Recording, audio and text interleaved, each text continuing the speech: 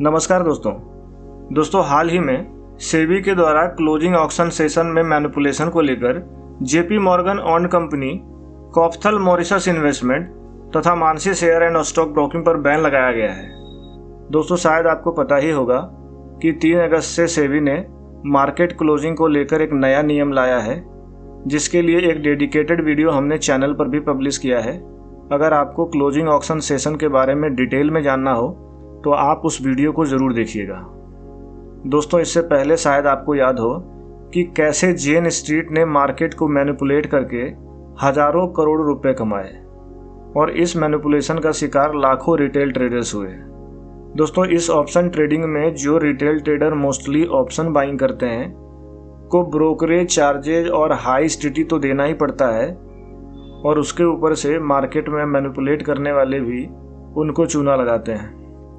दोस्तों आज के वीडियो में हम यही जानने वाले हैं कि एक मार्केट मैनिपुलेटर कैसे ऑप्शन ट्रेडिंग में रिटेल को चूना लगाते हैं, वह किस किस तरीके से मार्केट को मैनिपुलेट करता है। उन सारे तरीकों को रियल और हिस्टोरिकल एग्जाम्पल के साथ समझेंगे।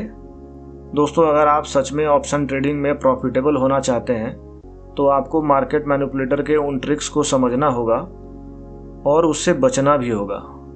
दोस्तों इस वीडियो को आप बड़े ध्यान से और पूरा देखिएगा और मार्केट में कैसे कैसे मैनिपुलेट किया जाता है उसे सीख कर जाइएगा, ताकि आगे आप मार्केट में होने वाले मैनिपुलेशन को सही से समझ सको और उससे बच भी सको।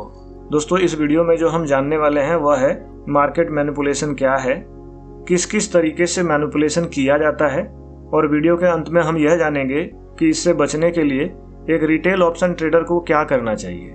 तो चलिए दोस्तों बिना समय गवाए वीडियो शुरू करते हैं। दोस्तों मार्केट मैनिपुलेशन के तरीके को जानने से पहले यह जानना बहुत ज़रूरी है कि आखिर हम मार्केट मैनिपुलेशन कहते किसको हैं। दोस्तों मार्केट मैनिपुलेशन का सीधा मतलब है कि मार्केट में ऐसी एक्टिविटी करना जिससे इन्वेस्टर्स को प्राइस, वॉल्यूम या डिमांड और सप्लाई की असली सिचुएशन समझ ही ना आए।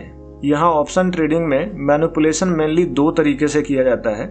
पहला, ऑप्शन कॉन्ट्रैक्ट के अंदर आर्टिफिशियल ट्रेडिंग एक्टिविटी करके एक्चुअल डिमांड सप्लाई को मिसलीड करना, और दूसरा अंडरलाइंग मार्केट को इन्फ्लुएंस करके ऑप्शन पोजीशन पर इम्पैक्ट क्रिएट करना। एग्जाम्पल के लिए मैनिपुलेटर अपने पोजीशन को प्रोटेक्ट करने के लिए उसके कंपोनेंट स्टॉक्स में मिसलीडिंग एक्टिविटी करना। दोस्तों ऑप्शन ट्रेडिंग में या तो कॉन्ट्रैक्ट में मैनिपुलेशन किया जाता है या फिर उसके अंडरलाइंग जैसे कोई इंडेक्स या एफएनओ स्टॉक में आर्टिफिशियल ट्रेडिंग एक्टिविटी करके एक्सपायरी, क्लोजिंग आदि को इम्पैक्ट किया जाता है। और दोस्तों उसके लिए मैनिपुलेटर क्या क्या ट्रिक अपनाते हैं, चलिए अब उसे एक एक करके समझते हैं। सबसे पहला मेथड है फेक वॉल्यूम क्रिएट करना।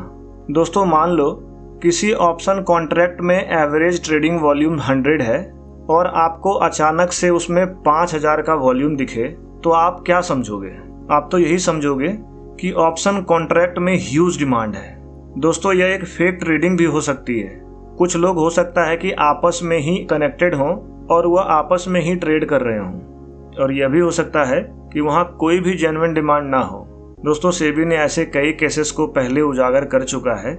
इस तरह के तरीके से अक्सर लो लिक्विडिटी वाला ऑप्शन को मैनिपुलेट किया जाता है। अब दूसरा मेथड देखते हैं, ऑप्शन को छोड़कर इंडेक्स को ही इन्फ्लुएंस करना।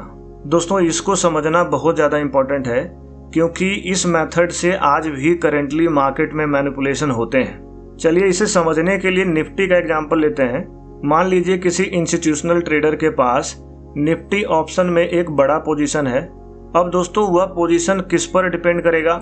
निफ्टी के मूवमेंट पर। एग्जाम्पल के लिए मान लीजिए उस इंस्टीट्यूशन ने 25,000 का कॉल ऑप्शन बड़ी क्वांटिटी में सेल किया है, तो वह इंस्टीट्यूशन तो यही चाहेगा कि निफ्टी 25,000 के ऊपर ना जाए, क्योंकि अगर निफ्टी 25,000 से ऊपर जाने लगेगा तो उस इंस्टीट्यूशन को बहुत बड़ा नुकसान हो सकता है।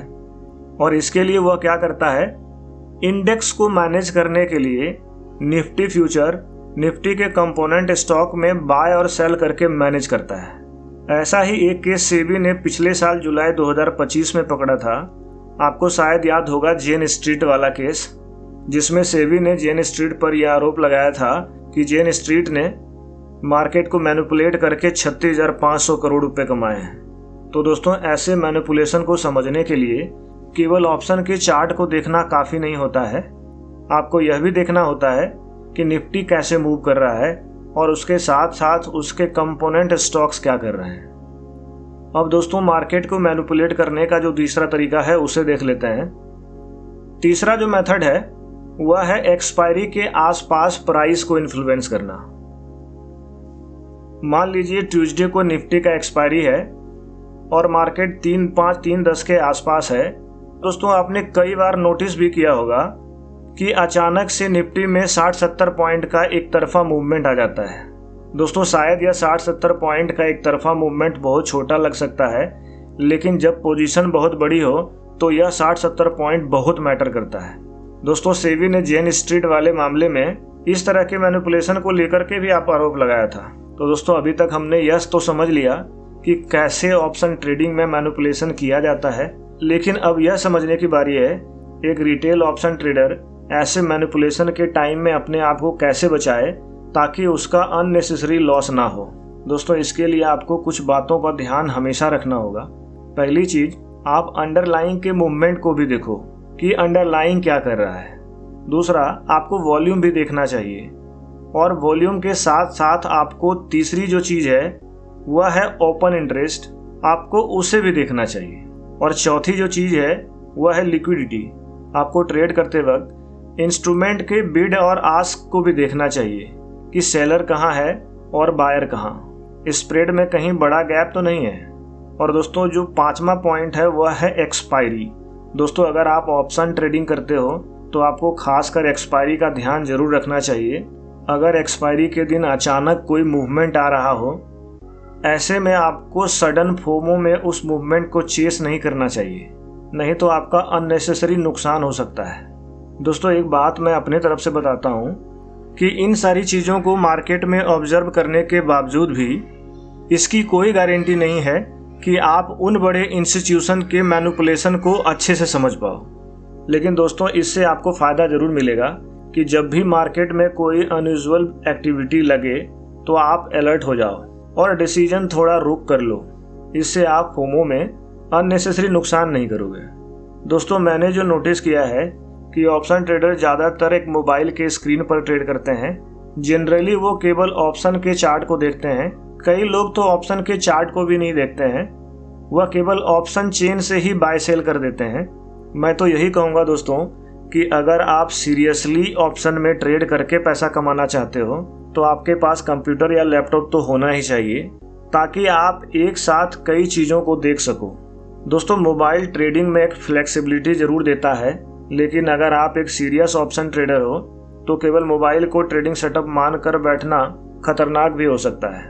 तो ऐसे में मैं तो कहूँगा कि आपको मोबाइल से कैजुअली ट्रेड नहीं करना चाहिए। आप ट्रेडिंग करने के लिए एक प्रॉपर सेटअप बनाओ। ट्रेडिंग में ऑप्शन प्रीमियम के अलावे और भी चीज़ों को मॉनिटर करो। दोस्तों, उम्मीद करता हूँ कि मार्केट में होने वाले मैनिपुलेशन को लेकर जो भी यहाँ बताया गया आपको अच्छे से समझ में आया होगा।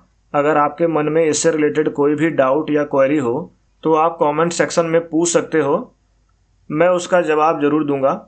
और अगर यह वीडियो आपको पसंद आया हो तो इसे लाइक करना और अपने दोस्तों को भी शेयर करना।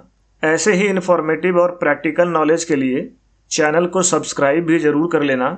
ठीक है दोस्तों, मिलते हैं अगले वीडियो में। तब तक स्वस्थ रहिए और मस्त रहिए।